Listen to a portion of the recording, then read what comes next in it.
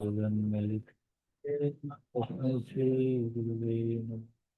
श्री चैतन्य मनोभीष्टं स्थापितं येन भूतले स्वयं रूप कदा मह्यं ददाति स्वपदान्तिकं।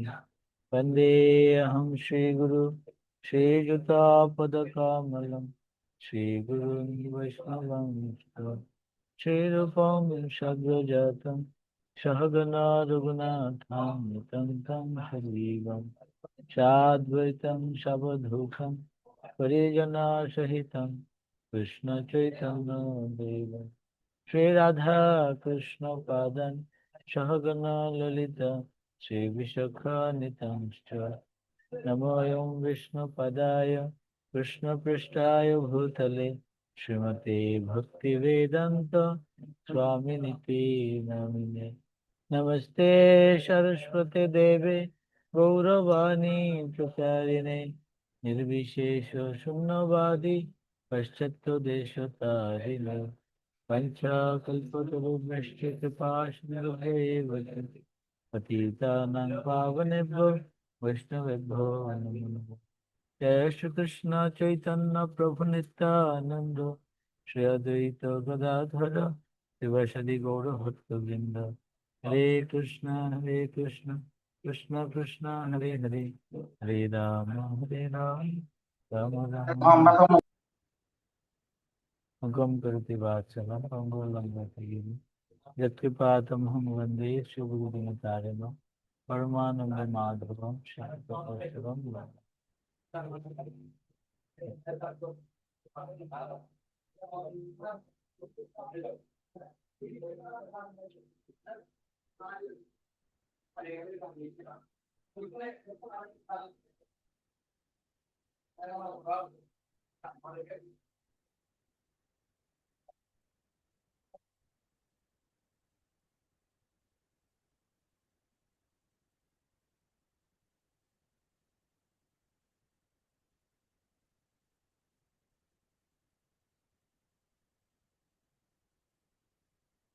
হরে কৃষ্ণ। তো সকলকে সুস্বাগতম, আন্তরিক ধন্যবাদ এবং কৃতজ্ঞতা প্রকাশ করছি ভক্তি বেদান্ত গীতা একাডেমি কর্তৃক আয়োজিত প্রতি মাসের যুবকদের জন্য বিশেষ সেমিনারে আপনারা অংশগ্রহণ করেছেন, আমাদের ডাকে সাড়া দিয়েছেন। তো আমি উপস্থিত সমস্ত ভক্তবৃন্দ, বিশেষ করে আমার কাউন্সিলর শিক্ষাগুরু শ্রীমান অজিত নর্তন দেব ব্রহ্মচারী প্রভু শ্রীকান্ত কমলকণ আহ্বান করছি, ওনার কাছে কৃপা আশীর্বাদ প্রার্থনা করছি যেন আমি আত্মশুদ্ধির জন্য সেবা মনোভাব নিয়ে যুবকদের উদ্দেশ্যে কিছু বলতে পারি। পাশাপাশি যত বৈষ্ণববৃন্দ রয়েছেন, শ্রীমান ভক্তলোক গৌর প্রভু এবং অন্যান্য শ্রীমান দয়ালু জগবন্ধু প্রভু, সকলের কাছে আমি কৃপা আশীর্বাদ প্রার্থনা করছি যেন আমার বাক্য যেন যুবকদের সেবায় যেন নিয়োজিত হয়। হরে কৃষ্ণ। হরে কৃষ্ণ। তো আজকে যে আমাদের আলোচ্য বিষয়, স্লাইড দেখা যাচ্ছে প্রভু, দয়ালু প্রভু? দেখা যাচ্ছে। তো আজকের যে আলোচ্য বিষয়, যে balancing study and devotion in student life. বিশেষ করে প্রথমে স্টুডেন্ট লাইফ বলতে বিশেষ করে স্টুডেন্টদের জন্য, আপনারা যারা স্টুডেন্ট নন, হয়তো পড়াশোনা কমপ্লিট করে যারা চাকরিতে রয়েছেন বা বিশেষ কোনো ব্যবসায় রয়েছেন, তারাও প্রায় একই, জাস্ট কিছু বেসিক জিনিসের একটু চেঞ্জ হবে। আর সেই ক্ষেত্রে আমি চেষ্টা করবো ব্যালেন্স করে বলার জন্য, যেহেতু সময়ও কম। কিন্তু আমি বিশেষ করে স্টুডেন্টদের উদ্দেশ্যেই আলোচনা করার চেষ্টা করবো আজকে এই বিষয়টা। তো আমাদের শ্রীমান অজিত নর্তন প্রভু সুন্দর একটি বিষয় বলল যে আমরা পড়াশোনা করতে গিয়ে বা চাকরিতে বিভিন্ন ক্ষেত্রে কিছু কিছু এমন সম্পর্কে জড়িয়ে যায় যেটা অনাকাঙ্ক্ষিত সম্পর্ক, এবং সেই সম্পর্কের রেজাল্ট আমাদের ভোগ করতে হয়, জীবনে একটা অনাকাঙ্ক্ষিত একটা রূপ আমাদেরকে গ্রহণ করতে হবে। আজকে সকালে আমার শ্রীমদ্ ভাগবত ক্লাস ছিল, ওখানে আলোচনা করছিলাম জড়জগতের যে প্রভাব, জড় আকর্ষণের যে প্রভাব, ভোগ প্রবণতার যে প্রতিক্রিয়া, সেটা কত জটিল। বর্তমানে আধুনিক প্রযুক্তির অত্যন্ত বেশি ব্যবহৃত যে প্রযুক্তি, সেটা জানেন আপনারা সবাই, আর্টিফিশিয়াল ইন্টেলিজেন্স, তাই না, এআই। এবং এর বিভিন্ন প্রোগ্রামিং রয়েছে, বিভিন্ন শাখা রয়েছে। এর মধ্যে একটি রয়েছে বুট প্রোগ্রামিং, যেখানে টেকনোলজি বা আর্টিফিশিয়াল ইন্টেলিজেন্সকে ইউজ করে আপনি আপনার ইচ্ছে মতো একটা ক্যারেক্টার তৈরি করতে পারবেন। কিরকম? ধরুন আপনার মাকে ভালো লাগে না, মা আপনার মতো নন, আপনি যেরকমটা চান। বাবা আপনার মতো নন, বন্ধু আপনার মতো নন। আপনি আপনার মতো করে একজন ক্যারেক্টার তৈরি করতে পারবেন। এবং কোনো দরকার নেই মা বাবা বা অন্য কারোর সাথে আপনার কি করার, আদান প্রদান বা বিনিময়ের। আপনি সেই ক্যারেক্টারের সাথে, আর্টিফিশিয়াল ইন্টেলিজেন্সের সাথে সুন্দর আপনি বিনিময় করতে পারবেন। তো ফ্লোরিডায়, আমেরিকার ফ্লোরিডায় একটা ঘটনা ঘটেছে। একটা যুবক, সে খুব আইসোলেটেড থাকতো এই সমাজ থেকে, পরিবার থেকে, একা একা থাকতো, ইন্ট্রোভার্ট খুব। কারোর সাথে মিশতে চাইতো না, মিশতে পছন্দ করতো না, তার ভালো লাগতো না, সহজ কথা। সে যখন এই প্রযুক্তিটা পেল, সে তখন কি করেছে, সেই ক্যারেক্টার এআই দিয়ে সে এমন ভাবে একটা প্রোগ্রামিং করেছে, একটা মেয়ে, একটা মেয়ের ক্যারেক্টার তৈরি করেছে তার ইচ্ছে মতো, যেভাবে করে সে তার সাথে বিনিময় করতে পারে। তখন সে তার সাথে প্রতিনিয়ত তার মতামত, পছন্দ অপছন্দের বিনিময় করত, চ্যাট করত, চ্যাটিং এগুলো চলতো। চলতে চলতে এক সময় সে তার প্রতি এত আকৃষ্ট হয়, সে এক সময় তাকে অফার করে, I want to unite with you, আমি তোমার সাথে মিলিত হতে চাই। স্বাভাবিকভাবে যেটা হয়, ভোগ বাসনার চরম যে পরিণতি, বিশেষ করে হচ্ছে যে নারী পুরুষের মধ্যে বা ছেলে মেয়ের মধ্যে, সেটা কি? ইউনাইটেড হওয়া, ইউনাইট হওয়া, একজন একজনের সাথে মিলিত হওয়া। তখন সেই ক্যারেক্টার যেটা তৈরি করা হয়েছিল টেকনোলজি দিয়ে, সে বলছে, সরি, আমি তো আসলে ফিজিক্যাল ডোমেনে আমি নেই, আমাকে শারীরিক ভাবে পাবেন। তাহলে কিন্তু তোমাকে তো আমার লাগবে, কিভাবে আমি তোমাকে পাবো?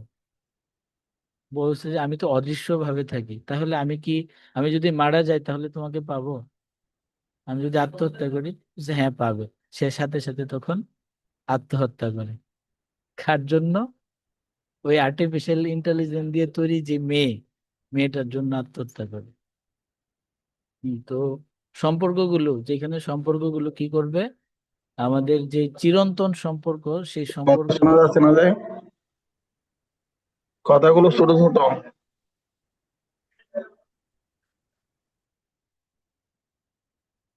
তো ওখানে মনে হয় ওই স্পিকারটা মনে হয় অন করতে হবে আপনার। ওখানে একটা স্পিকার যেটা আছে, ওটা একটু অন করতে হবে মনে হয়, তাহলে শুনতে পাবেন। বাকিরা তো শুনতে পাচ্ছেন না? শোনা যাচ্ছে। হ্যাঁ। হ্যাঁ, তো তখন মানে সম্পর্কগুলো কি হবে, প্রত্যেকটা সম্পর্ক আমাদের এমন হবে যে আমাদের চিরন্তন যে সম্পর্ক, সেটাকে আমাদেরকে মনে করিয়ে দেবে। এবং সেই সম্পর্ক কিভাবে পুনঃপ্রতিষ্ঠিত করা যায়, সেটার ক্ষেত্রে আমাদেরকে সহায়তা করবে। কিন্তু এখানে আমরা দেখছি যে আধুনিক প্রযুক্তি, বিশেষ করে সম্পর্ক, আসলে সম্পর্কটা কি সেটা না জানার ফলে সে একই সম্পর্ক কি করেছে, তার মূল্যবান জীবনটাকে নিয়ে নিয়েছে। এই জন্য অত্যন্ত ইম্পর্টেন্ট এই বিষয়গুলো নিয়ে আমরা আলোচনা করব। এখানে শুধু ভক্তি নিয়ে আলোচনা হবে না, ভক্তির সাথে সাথে কিভাবে করে আমরা যে জাগতিক জীবনের দক্ষতা অর্জন করা, কিভাবে জাগতিক জীবনের সাথে ব্যালেন্স করে ভক্তিটাকে সুন্দরভাবে করা যায়, যেন আমি জাগতিক জীবনেও পিছিয়ে না পড়ি, সেই বিষয়গুলোর উপরে আলোচনা করা হবে। তাই আমরা প্রথম সেমিনারের নামই দিয়েছি balancing study and devotion in student life. একজন স্টুডেন্টের জন্য আমরা শুনেছি যে ছাত্র নং অধ্যয়নং তপ। প্রত্যেকের মুখ্য মুখ্য কিছু কি থাকে, বিষয় থাকে প্রত্যেক জীবনে। গৃহস্থ, যেমন আমরা বর্ণাশ্রম ধর্মের মধ্যে দেখি, গৃহস্থের প্রধান ধর্ম রয়েছে, তারপরে ব্রহ্মচারীর রয়েছে, বানপ্রস্থির, সন্ন্যাসীর। ব্রহ্মচারী কি করেন? তিনি শুধু সাধ্যায় যজ্ঞ করবেন, প্রচুর পরিমাণে শাস্ত্রগ্রন্থ অধ্যয়ন করবেন। গৃহস্থ কি করবেন? প্রচুর পরিমাণে দান করবেন।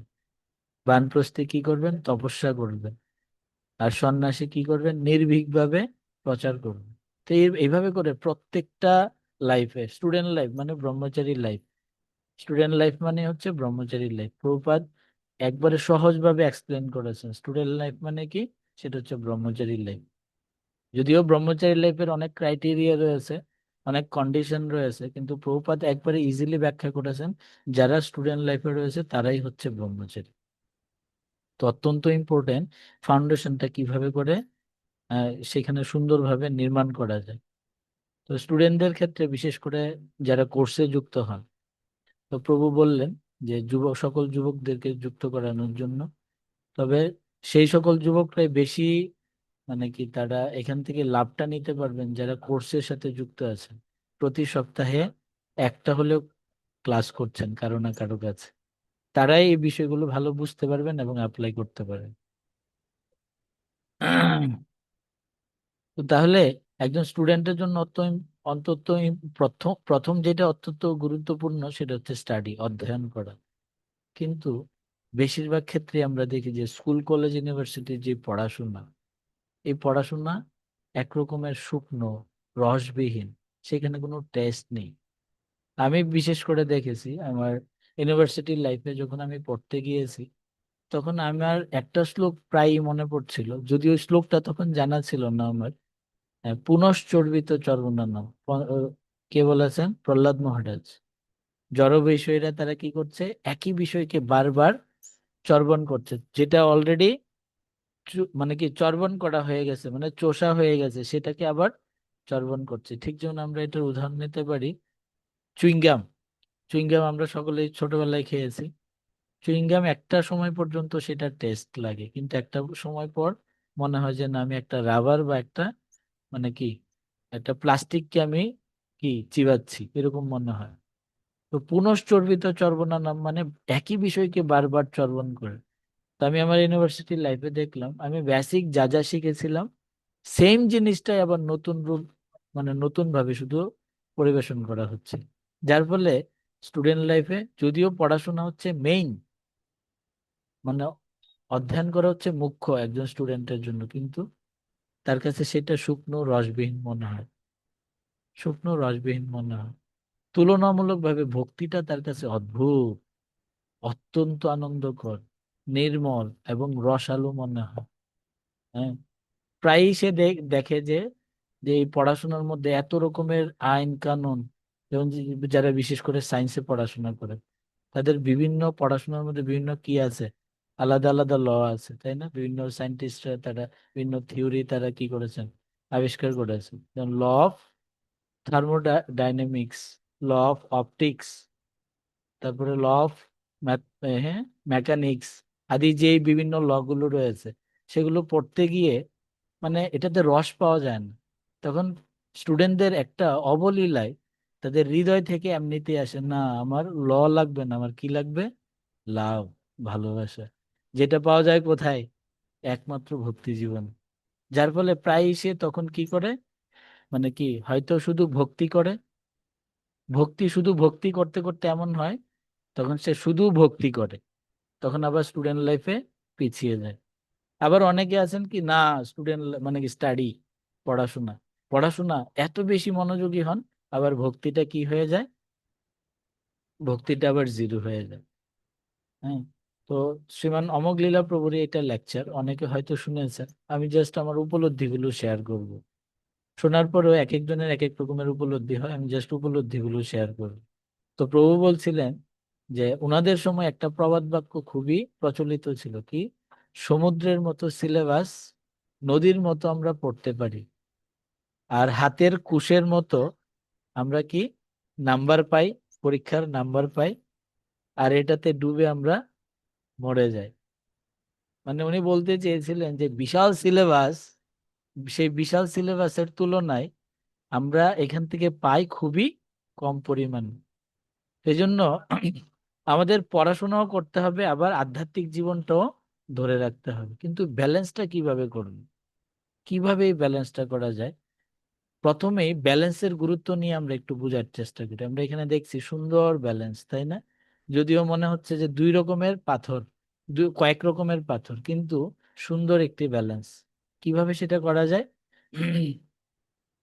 ঠিক যেমন আমরা দেখি যে লবণ, সবজিতে লবণ অত্যন্ত গুরুত্বপূর্ণ, অত্যন্ত ইম্পর্টেন্ট।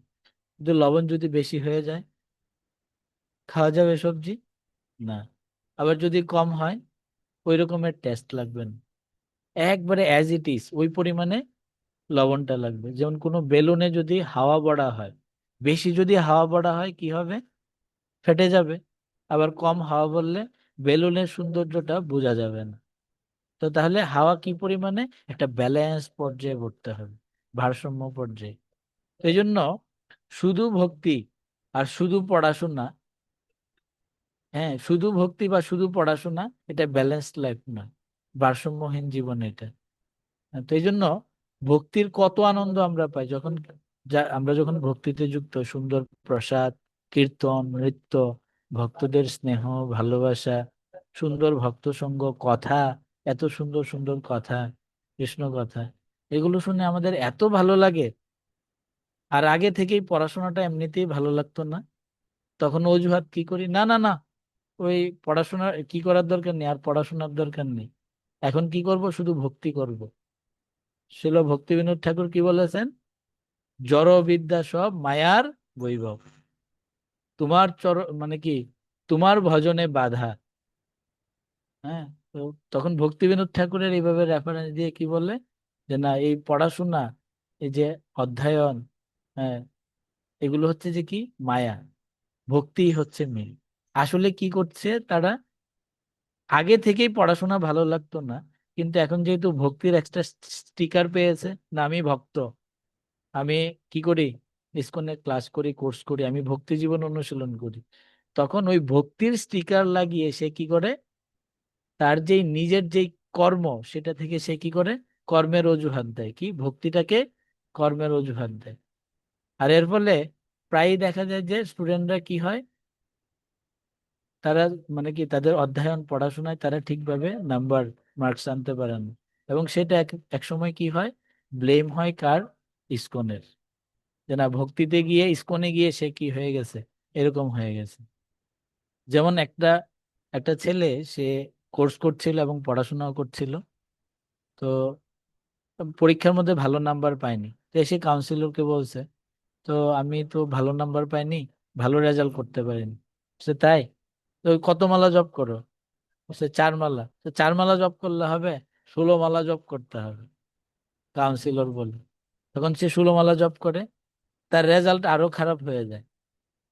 তো এক সময় আবার এসে বলে যে প্রভু, আপনি তো বলেছেন 16 মালা জপ করলে আমি মানে কি ভালো রেজাল্ট করব, কিন্তু আমার রেজাল্ট তো আরো খারাপ হয়ে গেল। তখন কাউন্সিলর কি বলে, যে না, মহাপ্রভু বলেছেন লাখপতি হতে হবে, লক্ষপতি মানে 64 মালা করতে হবে। তখন সে ওই 64 মালা করলে সে পরীক্ষায় পাশ করবে, এই চিন্তা ভাবনা করে দিন রাত ওই 64 মালা জপ করতে থাকে, মানে ভালোভাবে উচ্চারণ না করে ঘুমিয়ে ঘুমিয়ে কোনো না কোনো ভাবে সে 64 মালা জপ করে, এবং এক সময় দেখা যায় যে কি, সে পুরোপুরি ভাবে ফেল হয়ে যায়, একেবারে আগে তো কিছু নাম্বার পেতো, পাস করতে, একেবারে ফেল হয়ে যায়। তখন তার কি হয়, তখন এসে বলে যে কি, যে প্রভু, আপনি তো বলেছেন 64 মালা জপ করলে আমি পরীক্ষায় পাশ করব, ভালো রেজাল্ট আসবে, কিন্তু আমি তো ফেল হয়ে গেলাম। তখন কাউন্সিলর কি বলে, কি আর করা। তো একসময় এটাতে কি হয়, তার ভক্ত, ভগবান, ভক্তির উপর একেবারে বিশ্বাস উঠে যায়, সে আর কখনোই হরিনাম বা ভক্তির কাছাকাছি আসতে চায় না। হম।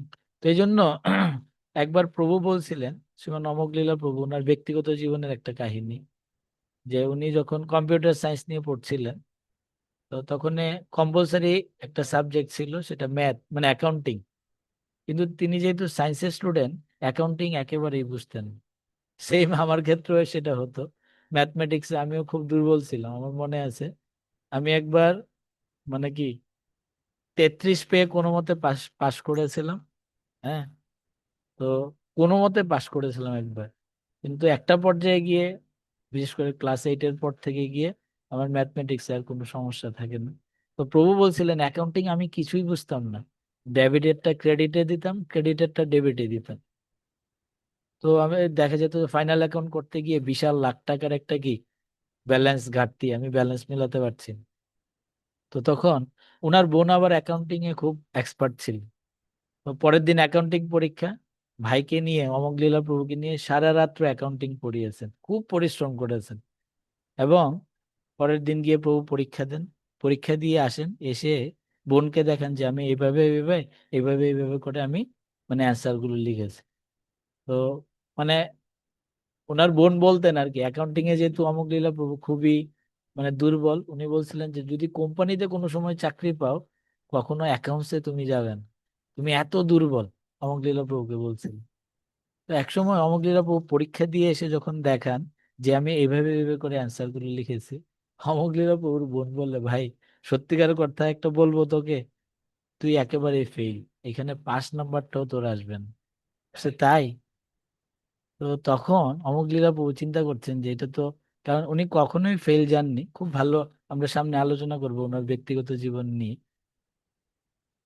তো তখন তিনি দ্বারকা মন্দিরে যেতেন, রাধা পার্থসারথীর কাছে গিয়ে হাত জোড় করে উনি তখন প্রার্থনা করছিলেন, হে ভগবান, আমি জানি যে ভক্তের কখনো কি করা উচিত নয়, জড়জাগতিক কোনো বিষয় চাওয়া উচিত নয়। কিন্তু হে ভগবান, এটা মানে কি একটা মানে ইসকন বা ভক্তের একটা মান সম্মানের বিষয়, ভক্তির মান সম্মানের বিষয়। আমি নিজেও জানি ভগবান আমি অযোগ্য পাশ করার, কিন্তু হে ভগবান আমি তো চেষ্টা করেছি, আপনি তো দেখেছেন। হ্যাঁ, আমি আসলে আমি কি করবো, আপনি অনুগ্রহ করে আমাকে কমপক্ষে যে কোনো ভাবে পাশ করিয়ে দিন। তো এটাতে 50 পেলে পাস। তো যখন রেজাল্ট বের হয়েছে, অমোঘলীলা প্রভু ওই রেজাল্টে পেয়েছেন 51। 50 পাননি, 51 পেয়েছেন। তো প্রভু তখন বলছিলেন যে এরকম নয় যে আমি ভক্ত বলে ভগবান আমাকে, আমি কিছুই কর্ম করিনি, আমাকে 70, 80, 90 দিয়ে দেবে। ভগবান আমাকে পাশ করিয়েছে, কিন্তু সাথে সাথে আর 1 মার্ক যুক্ত করে দিয়ে আমাকে বুঝিয়েছে যে তুমি অ্যাকাউন্টে অনেক অযোগ্য। এটা কেন বললাম? যে ভক্তির একটা ক্রিয়া রয়েছে প্রত্যেকটা ক্ষেত্রে, স্টুডেন্ট লাইফ হোক, কর্মজীবনে, প্রত্যেকটা ক্ষেত্রে। কিন্তু এর মানে এই নয় যে কি আমি আমার কর্মটা ছেড়ে দেব, আমার স্টুডেন্ট লাইফে পড়াশোনাটা ছেড়ে দেব, শুধু ভক্তি করব। আর এর ফলে কি হবে? একসময় যখন ভালো মার্কস আসবে না, যখন ফেল করবে, তখন সবাই বলবে এই যে ইসকনে গিয়ে এরকম হয়েছে। হ্যাঁ, তো আমাদের অনেক ভক্ত রয়েছে, অনেক এক্সাম্পলারি ভক্ত রয়েছেন যারা মানে কি ভক্ত, পড়াশোনার পাশাপাশি ভক্তি করে অনেক ভালো মার্কস পেয়েছে। প্রভু বলছিলেন, শ্রীমান অমল কৃষ্ণ প্রভু, তিনি দ্বারকা মন্দিরে যান, তিনি বিটেক এমটেক এবং পিএইচডি করেছেন আইআইটি দিল্লি থেকে। ইন্ডিয়ার মধ্যে মানে কি টেকনোলজির জন্য সেটা হচ্ছে অত্যন্ত মানে কি ফেমাস একটা মানে কি প্রতিষ্ঠান, এই আইআইটি দিল্লি থেকে। এবং উনি 2বার জুনিয়র সায়েন্টিস্ট অ্যাওয়ার্ড পেয়েছেন। এখন উনি জহর জওহরলাল নেহেরু যে ইউনিভার্সিটি রয়েছে সেখানের প্রফেসর। উনাকে বিভিন্ন জায়গা থেকে অফার করা হচ্ছে অনেক ভালো ভালো উন্নত কি করার জন্য, উন্নত বিভিন্ন রকমের মানে পেশায় চাকরির জন্য, কিন্তু তিনি ওখান থেকে যাচ্ছেন না কেন? ওই জেএনইউ থেকে থেকে উনি ওনার পেশা জীবনেও সফল, প্লাস উনি ভক্তিটা ভালোভাবে করতে পারছেন। হুম। তো আমরা এখানে দেখতে পাচ্ছি যে ব্যালেন্সের ইম্পর্টেন্টটা কতটুকু, ভক্তি এবং পড়াশোনা। আচ্ছা, যদি কেউ শুধু স্টাডি করে, only studying in the absence of devotion, ভক্তিটাকে বাদ দিয়ে শুধু যদি স্টাডি করে, তাহলে কি হবে? আমরা চিত্রেই দেখতে পাচ্ছি সেটা কেমন হয়। হ্যাঁ, এরপরও আমরা একটু প্র্যাকটিক্যালি দেখার চেষ্টা করব। যারা ভক্তি করে তাদের মধ্যে তুলনামূলকভাবে মানসিক নিয়ন্ত্রণ, ইন্দ্রিয় সংযমটা অন্যদের থেকে বেশি থাকে। কিন্তু যারা ভক্তি করে না, শুধু পড়াশোনা শুধু পড়াশোনা, কোনোভাবে খারাপ রেজাল্ট করেছে মানে তাদের হাতে কি চলে আসবে? মদ, নেশা করবে, হতাশ হয়ে যাবে, মানসিক বিভিন্ন ব্যাধিতে আক্রান্ত হবে। আমি শুনেছি যে যে কোন কিসের আইআইটিরই মনে হয় একজন গোল্ড মেডেলিস্ট, উনি মানে প্রত্যেকবারই ফার্স্ট হতেন এবং গোল্ড মেডেলিস্ট হতেন। তো একবার ওনার কেন যেন মনে হলো, ভক্ত না, কেন যেন মনে হলো কালকে যে রেজাল্ট দেবে আমি হয়তো ফার্স্ট হতে পারবো না।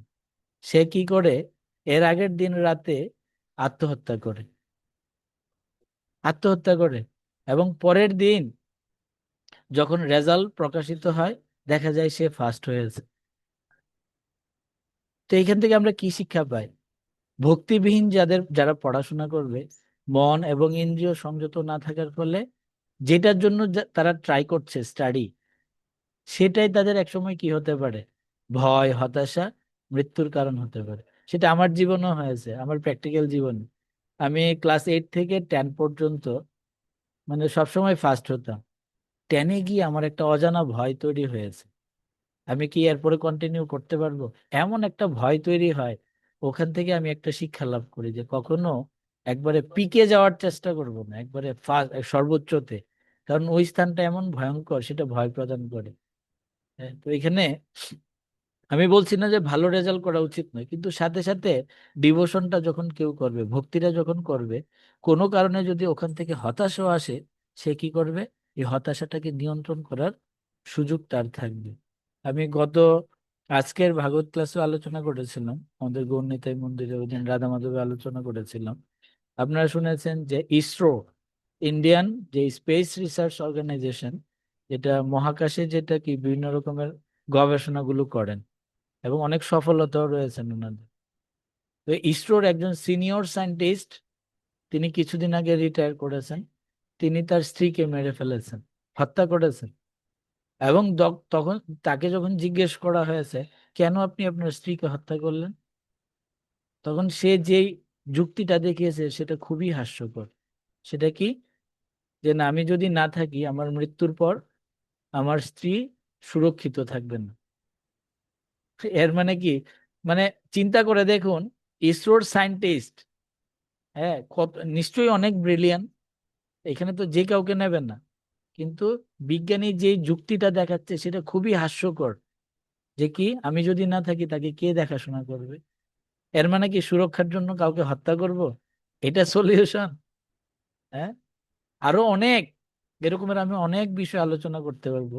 তো আমরা আজকে এই স্লাইড পর্যন্তই রাখবো, 5 মিনিট প্রশ্ন উত্তর নেব। প্রভু কি বললেন? আমরা টাইমটা ঠিক রাখতে চাইছি। আর পরবর্তীতে পরবর্তী যেই সেশনে আমরা পুরোটা কন্টিনিউ করার চেষ্টা করব।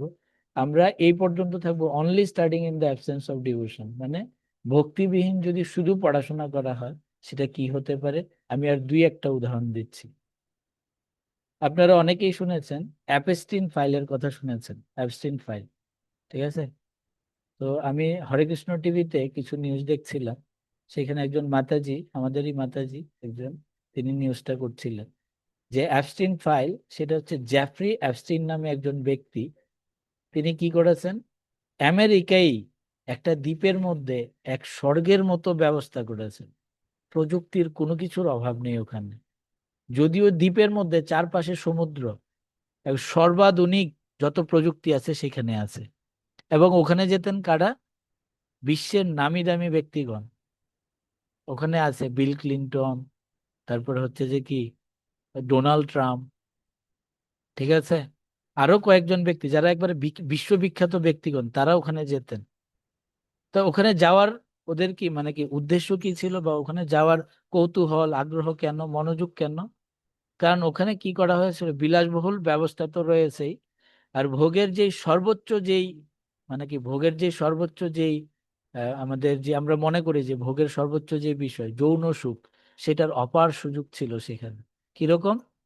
পুরো পৃথিবী থেকে, বিশেষ করে আমেরিকা আশেপাশের যে দেশগুলো, সেখান থেকে 12 থেকে 19 বছরের মেয়েদেরকে ওখানে নিয়ে যাওয়া হতো। 12 থেকে 19 বছরের মেয়েদেরকে ওখানে নিয়ে যাওয়া হতো, তাদেরকে বিভিন্নভাবে যৌন হয়রানি করে ধর্ষণ করা হতো।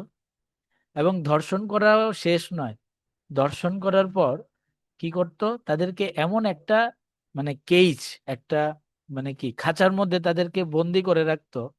স্বাভাবিকভাবে তারা একটা নির্দিষ্ট সময় পরে কি হতো, গর্ভবতী হতো, প্রেগন্যান্ট হতো।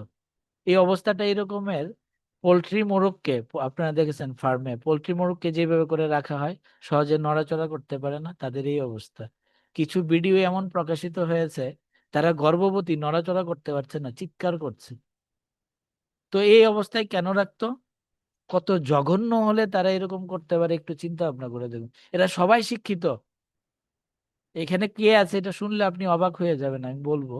হ্যাঁ, তো ওখানে তাদেরকে কি করা হতো, গর্ভবতী হওয়ার পর তাদের কি করা হতো, খুব যন্ত্রণাদায়ক কঠিন মৃত্যু তাদেরকে দেওয়া হতো।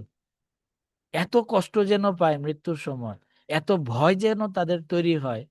ভয়ের ফলে তাদের শরীর থেকে এক রকমের হরমোন নিঃসৃত হতো। এবং তারা গবেষণা করে পেয়েছে যে এই মৃত্যুর সময় যে ভয়ের দ্বারা যেই সৃষ্ট যেই হরমোন নিঃসৃত হয়, এই হরমোন সমন্বিত মাংস যদি খাওয়া যায়, তাহলে তারা কি করতে পারবে? মৃত্যুর উপর জয়লাভ করতে পারবে, তাদের যৌবন বজায় থাকবে। বুঝতে পারছেন বিষয়টা? কিছু কিছু মানে কি এইরকম ভিডিও এবং ছবি প্রকাশিত হয়েছে যেখানে তাদেরকে মেরে, ঠিক যেমন ওই যে ক্যান্টাকি ফ্রাইড চিকেন আছে না, কেএফসির মধ্যে দেখেন না, দেখায় এরকম রেডি করে করে তারা, মানে এটা প্রকাশিত হয়েছে, মানুষের মাংস এভাবে করে খেত। এটা কেন? যদিও পড়াশোনা করেছে, অনেক কিছু করেছে, কিন্তু ভক্তি নেই। এখানে মাতাজি এক্সপ্লেন করছিলেন যে প্রভুপাদ ব্যাখ্যা করেছেন যে এই জড়বিদ্যা কিভাবে, ওখানে কে গিয়েছে? ওখানে গিয়েছে স্টিফেন হকিং, আধুনিকের মানে যে বিজ্ঞানের মধ্যে যিনি একজন বিস্ময়কর বিজ্ঞানী, স্টিফেন হকিং ওখানে গিয়েছে 372 বার না কতবার। অথচ আমি শুনেছি ওনার দুইটা অঙ্গ শুধু কাজ করতো, কি কি? চোখ আর হচ্ছে দুইটা আঙ্গুল কাজ করতো, বাকি সব মানে কি প্রযুক্তির মাধ্যমে তার ব্রেনকে ইউজ করা হতো। হ্যাঁ, কেমন অঙ্গ প্রত্যঙ্গ কাজ করছে না, কিন্তু ওই অবস্থায় গেছে। এটার কারণ কি? এটার কারণ হচ্ছে ভক্তিবিহীন পড়াশোনা। হ্যাঁ, আর যখন কেউ এরকমের হতাশ মানসিক ব্যাধিতে মানে কি যখন ভোগে, তখন ডাক্তারের কাছে যায়, আর ডাক্তারের কাছে গেলে ডাক্তার কি করে? একটা গলি দেয়, মানে কি ওষুধ খাওয়ার পরে তার অবস্থা কি হয়ে যায়, মানে কি সে আর কোনো কি প্রতিক্রিয়া ব্যক্ত করে না। তখন সবাই বলে এই তো ভালো হয়ে গেছে, এখন আর কোনো নেগেটিভ প্রতিক্রিয়া করছে না। এতদিন হতাশ ছিল, মানসিক রোগী ছিল, উচ্ছৃঙ্খল ছিল, ঠিক আছে, এখন আর নেগেটিভ কোনো প্রতিক্রিয়া করছে না। কিন্তু এটা ফলো করে না যে সে নেগেটিভ প্রতিক্রিয়া করছে না, কিন্তু পজিটিভ প্রতিক্রিয়াও সে করছে না। কেন? এই যে সাইকিয়াট্রিস্টদের যেই ঔষধ, সেটা কি করে? ব্রেনটাকে ডাল করে দেয়, মানুষ ব্রেন থেকে অ্যাক্টিভ হতে পারে না। তো আমরা এই পর্যন্ত আলোচনা করলাম যে ভক্তিবিহীন যদি পড়াশোনা হয় সেক্ষেত্রে কি কি ক্ষতি হতে পারে। এই পর্যন্ত আমি আমার আলোচনা রাখছি, আরো অনেক আলোচনা রয়েছে আগামী আমাদের সেমিনারে, আশা করি আলোচনা করতে পারবো। ভক্তি সহ যদি পড়াশোনা হয় কি হবে, এবং কিভাবে করে আমরা ভক্তি এবং পড়াশোনার মধ্যে ব্যালেন্স করব। হরে কৃষ্ণ হরে কৃষ্ণ, কৃষ্ণ কৃষ্ণ হরে হরে, হরে রাম হরে রাম, রাম রাম হরে হরে। এই পর্যন্ত আপনাদের যদি কোনো প্রশ্ন জিজ্ঞাসা কোনো কিছু থাকে আপনারা করতে পারেন।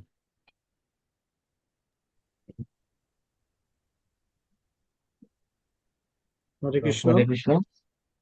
আমাদের এখন হচ্ছে প্রশ্ন উত্তর পর্ব। তো যতটুকু আলোচনা হয়েছে আপনাদের যদি প্রশ্ন থাকে বা কোনো বিষয়ে যদি জানার থাকে, আপনারা হ্যান্ড রাইজ করতে পারেন।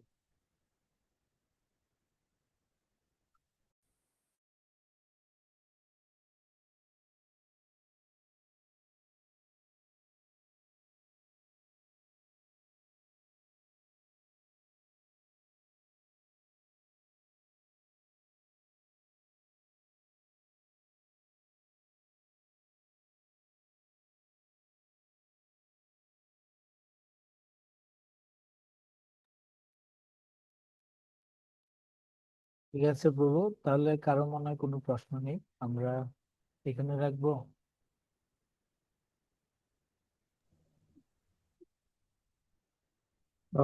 দায়রা জগবন্ধু প্রভু, কোনো প্রশ্ন আছে? হরে কৃষ্ণ। অসংখ্য ধন্যবাদ এত সুন্দর একটা ক্লাস প্রদান করার জন্য। তো আমাদের আগামী মাসের সেমিনার কয় তারিখ হতে পারে, বা এই ধরনের কোনো কিছু কি আমরা ঘোষণা করতে পারি কিনা?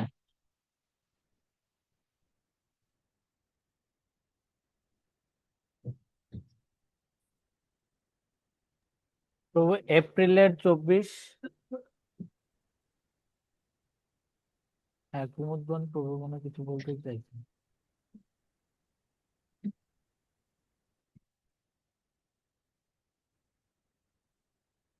হরে কৃষ্ণ প্রভু, প্রণাম।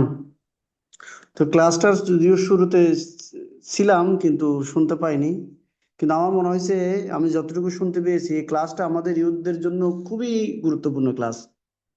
তো আমি যে কয়েকজনকে পেরেছি আমি শেয়ার করেছি, কয়েকজন তারা প্রবেশ করেছে। তো আমি চাইবো আমাদের গীতা কোর্সের এবং আমাদের সেন্টার যতগুলো সেন্টার রয়েছে, যত ইউথ আছে, সবাইকে যাতে আমরা এই ক্লাসে অংশগ্রহণ করাতে পারি। এবং শুধু ক্লাস করব সেটা নয়, যারা ক্লাসে অংশগ্রহণ করবে তারা যাতে ভিডিওগুলো যাতে অন করে, আমরা যাতে দেখতে পারি যে তারা সবাই ক্লাস শুনছে। সবাই ক্লাস ভিডিও অন করে নাই, অনেকে নাকি এরকম অনেক সময় হয় যে এই ক্লাস চালু রেখে কারা কাজ করছে শুনতে পাচ্ছে না। তো এগুলো একটু যদি জোর দেওয়া হয় তাহলে মনে হয় সবাই আরো একটু মনোযোগী হবে। আর আমি অনুরোধ করব যে আমাদের সমস্ত ইউথদেরকে যাতে এই ক্লাসে অংশগ্রহণ করায়, এটা বর্তমানে পরিপ্রেক্ষিতে খুবই গুরুত্বপূর্ণ। আমাদের বক্ত ছেলেগুলো মানে তারা কেমন জানি হয়ে যাচ্ছে, ইউথ গুলো তারা বিভিন্ন ব্যক্তিদের সাথে মেলামেশা করে তারা বিভিন্ন রকম হয়ে যাচ্ছে। আধুনিকতা যেরকম, তারা যেভাবে এন্টারটেইনমেন্ট পাচ্ছে তারা এইগুলোর দিক দিয়ে বেশি কি হচ্ছে, ধাবিত হচ্ছে। তো কিভাবে ভক্ত সঙ্গ থেকে ভক্তি করে কিভাবে ভালো করে দুইটাকে ব্যালেন্স করে রেখে সবকিছু ব্যালেন্স করে চলা যায়, এর থেকে ভালো এই উদ্যোগ আর হতে পারে না।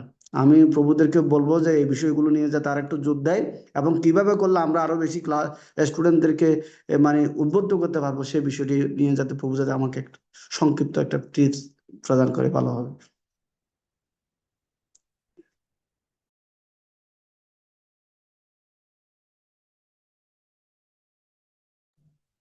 হরে কৃষ্ণ।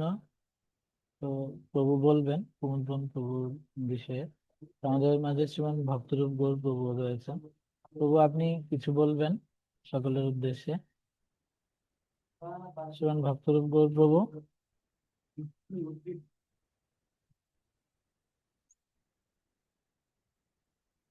প্রভু আপনি কিছু বলবেন সকলের উদ্দেশ্যে। হরে কৃষ্ণ। উপস্থিত রয়েছেন আমাদের ভক্তিবেদান্ত গীতা একাডেমির পরিচালক শ্রীমান ব্রজেন্দ্ররতন দাস ব্রহ্মচারী প্রভু। উপস্থিত রয়েছেন আমাদের কোর কমিটির ভক্তিবেদান্ত গীতা একাডেমির কোর কমিটির সদস্য সৌম্যকানাই দাস প্রভু, এবং আমাদের সেন্টারের কুমুদবন কানাই প্রভু থেকেই অন্যান্য ভক্তদের সবার শ্রীচরণ কমল আমার সহস্র কোটি প্রণাম। তো এটা আমাদের সৌম্যকানাই প্রভুর উদ্যোগ। যদিও অনেকে অনেক ধরনের কনফিউশন রয়েছেন, তো আমি বলবো যখন এটা আস্তে আস্তে করে আজকে এতটুকু আর একটু আমরা যদি ধৈর্য ধারণ করে রাখি, এটা কন্টিনিউ চালাই প্রত্যেক মাসে, তাহলে এটা আমাদের ক্রমিক পর্যায়ে অনেক বর্ধিত হতে থাকবে, এবং আমরা এক পর্যায়ে এসে প্রত্যেক সপ্তাহে করতে পারবো বলে আশাবাদী। প্রত্যেক সপ্তাহে করতে পারবো এবং আমরা ফিজিক্যালিও সরাসরিও করতে পারবো, এক সময় বড় বড় প্রোগ্রাম করতে পারবো। এই প্রোগ্রামটা আমার অনেক ভালো লাগছে। আমিও আমার গ্রুপগুলোতে লিঙ্ক দিয়েছি, ওরা হঠাৎ বুঝতে পারে না, অনেক সময় মাথায় ঢুকে যাচ্ছে, আবার এটাকে কন্ট্রোল করতে গিয়ে একটু ইয়ে হয়েছে, আবার ওখানে আবার লিখে দিতে হচ্ছে যে না এরকম ঢোকা যাবে না, ওরা আবার লিখে দিতে হচ্ছে।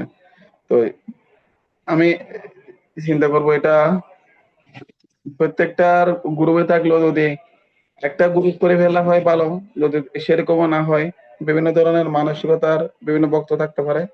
তো যে যে সেন্টারে রয়েছেন মাতাজি প্রভু বাচ্চা না রেখে একাধারে যে ইউথ গুলো আছেন, এটা একটা গ্রুপ করে রাখলে প্রত্যেকটা সেন্টারেই একটা গ্রুপ থাকবে শুধু ইউথ, তাহলে এই লিঙ্কটাও ওখানে টাচ করার সাথে সাথেই ওরা পেয়ে যাওয়ার, মাতাজিরা পাবে না। শুধু ওদেরকে না করো এ করো, এগুলো বিরক্তিকর। আমি আজকে যেটা ফিল করলাম এটা বিরক্তিকর হয়ে গেছে। তো এভাবে রাখলে আমরা ছোট ছোট করতে করতে ছোট ছোট বালিকণা বিন্দু বিন্দু জল, এভাবে করতে করতে আমরা একদিন মহাসাগরে পরিণত হতে পারবো না, এটা আশাবাদ করি। তো সবার অভিজ্ঞতাগুলো যখন আমরা এভাবে শেয়ার করব বা নেব, তাহলে আমরা বড় কিছু করতে পারবো বলে আশা করি। এই দিকটা অনেকটা ভালো দিক, এটা খারাপ দিক নয়, এটা অনেক ভালো দিক। এটা চলমান থাকলে যারা এখন আসতেছে না, ওরা আস্তে আস্তে যখন এটা প্রসারিত হবে ওরা আসবে। আমাদের ধরে রাখলেই আমরা সফল হব। আমরা হতাশ হলে আমরা পড়ে যাব। আমরা ধরে থাকবো, এগিয়ে যাব, এক সময় বিশাল কিছু আমরা কাজ করতে পারবো বলে আশা করি। সকলকে অসংখ্য ধন্যবাদ। ধন্যবাদ আমাদের সম্মুখীন প্রভু এবং আমাদের দয়ালু জগবন্ধু প্রভু, এটার কোঅর্ডিনেট করছেন। ভালো একটা ম্যানেজমেন্ট, এটা দয়ালু জগবন্ধু প্রভুকে মানাই, ওকে এটা দিয়ে দিলে ও ক্লিয়ার করে নেবে। ঠিক আছে, ধন্যবাদ দয়ালু জগবন্ধু প্রভুকে। হরে কৃষ্ণ, প্রণাম। হরে কৃষ্ণ, ধন্যবাদ প্রভুকে। তো শ্রীমান দয়ালু জগবন্ধু প্রভুর প্রতি আমিও কৃতজ্ঞ। খুব সুন্দর, খুব গম্ভীর, জেন্টাল ম্যানেজমেন্ট। তো প্রভু বলবেন সমাপনী উপন্যাস। শুনতে পাচ্ছি না সম্মুখানে প্রভু কি বলছেন? শুনতে পাওয়া যায়নি। তা আমি প্রভুকে, দয়ালু জগবন্ধু প্রভুকে কৃতজ্ঞতা জানিয়েছি খুব সুন্দর মানে অপারেট করার জন্য। খুবই গম্ভীর সুন্দরভাবে তিনি উপস্থাপনা করছেন। তো আপনি প্রভু সমাপনী কিছু বলবেন। হরে কৃষ্ণ। হরে কৃষ্ণ। আমাদের শ্রীমান ভক্তরূপ গৌর প্রভুকে ধন্যবাদ জ্ঞাপন করছি। ওনার আহ, মনোবাঞ্ছা, ওনার গভীর, ওনার দূরদৃষ্টি, ওনার ইচ্ছা উনিও প্রকাশ করেছেন। তো ওনাকে স্বাগত জানাচ্ছি।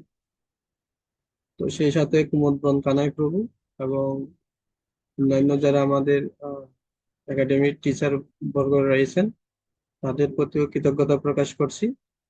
আপনারা যোগদান করে আজকের এই আমাদের উদ্বোধনীয় যুদ্ধের সেমিনারকে আপনারা সাফল্যমণ্ডিত করেছেন।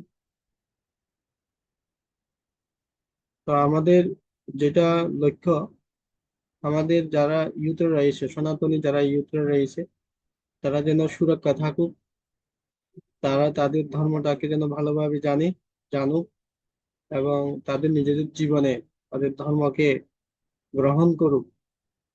এবং যে যেখানে থাকুক না কেন, যে আশ্রমে প্রবেশ করুক, তা সে ব্রহ্মচারী হোক বা গৃহস্থ হোক, যাই হোক না কেন, অন্তত সে যেন যথাযথভাবে তার ধর্মকে গ্রহণ করে, যেন তার জীবনকে পরিচালিত করতে পারে।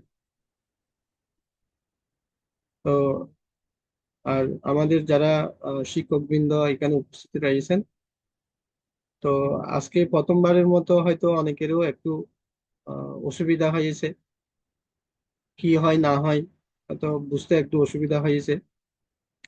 তো আগামী আগামী মাসে যে সেমিনার হবে, আমি আপনাদের প্রতি অনুরোধ করব আপনারাও যেন সেভাবে প্রস্তুতি নেবেন। আপনাদের যারা ইউথরা রয়েছে, তাদেরকেও আপনারা আগে থেকেই আহ, তাদেরকে জানাবেন বিষয়টা, লিঙ্কগুলো তাদেরকে আগে থেকে দিয়ে দেবেন। তাহলে ওরাও আগে থেকেই সেটা প্রস্তুতি নিয়ে যোগদান করবে। তো আমি আহ আশা করছি আগামী মাসে এই ক্লাস যেহেতু সম্পূর্ণ হয়নি, এই ক্লাসের পরবর্তী যে অংশগুলা, সেটা আগামী ক্লাসে হয়তো আবার হবে। কারণ এই ক্লাসটা খুব গুরুত্বপূর্ণ ক্লাস। আমাদের পড়াশোনা প্লাস হচ্ছে ভক্তি জীবন, দুটাকে কিভাবে ব্যালেন্স করে স্টুডেন্টরা সামনের দিকে এগিয়ে যাবে, সেই বিষয়ের উপর খুব গুরুত্বপূর্ণ আলোচনা রয়েছে এই ক্লাসে। তো আমি সম্মুখানায় প্রভুকে অনুরোধ করব আগামী মাসেও এই ক্লাসটা যেন সম্পূর্ণ করা হয়। সেইভাবে আমরা সবাই প্রস্তুতি নেব, আমাদের যারা যারা আছে তাদেরকেও যেন আমরা সেভাবে যুক্ত করাতে পারি। তো আশা করি আহ প- আমাদের পরবর্তী এরপর পরেই এরপর অন্যান্য মাসে যেই বিষয়গুলা উপর ক্লাস দেওয়া হবে, সেগুলো আমরা টিচার্স গ্রুপে আমরা আলোচনা করব। টিচার্স গ্রুপের সাথে হয়তো আমরা যোগাযোগ করব। আপনারা টিচার বৃন্দ আপনারা প্রস্তুত থাকবেন। তো সবাইকে অনেক ধন্যবাদ। হরে কৃষ্ণ। হরে কৃষ্ণ। 1 মিনিট, আমি যেটা বলবো সেটা হচ্ছে যে একটা ক্লাস শেষ হলে আর একটা ক্লাসের শিক্ষক যাতে